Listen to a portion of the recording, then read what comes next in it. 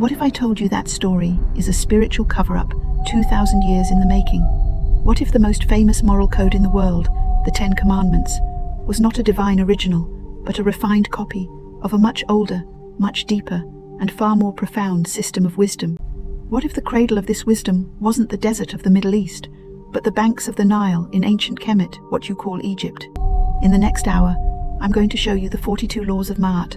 I'm going to prove to you, with historical evidence, that this African moral code existed at least 2 millennia before Moses.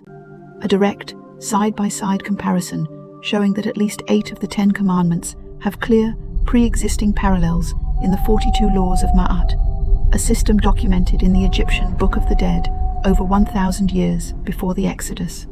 In chapter 125, the soul stands in the Hall of Two Truths and makes 42 negative confessions to 42 divine judges. They are declarations of a life lived in alignment with cosmic order, and the oldest pyramid texts referencing Ma'at date back to 2375 BCE, over 4,000 years ago. Moses is traditionally dated to around 1300 to 1200 BCE. The math is inescapable. Look at this. Don't just listen to me, see it for yourself. The 42 laws of Ma'at, circa 2300 plus BCE. The 10 commandments, circa 1300 to 1200 BCE. The connection. The central ritual was the weighing of the heart. Upon death, your Ka spirit would journey to the Hall of Two Truths. Your heart, the seat of your conscience and memory, was placed on one side of a scale. On the other side was Ma'at's feather, the symbol of truth and light.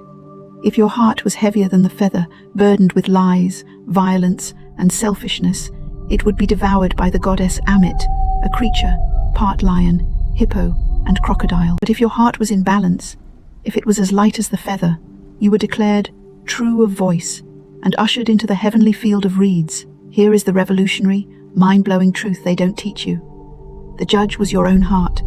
Now compare this to the later Abrahamic model. The threat shifts from an internal, natural consequence, your heart being out of balance, to an external punishment meted out by a wrathful deity. I remember the first time I understood this. It hit me like a ton of bricks. The Ma'at concept of the heart scale was liberating. It placed the power and the responsibility squarely in my own hands. I believed this process wasn't just about avoiding destruction. It was the path to becoming divine.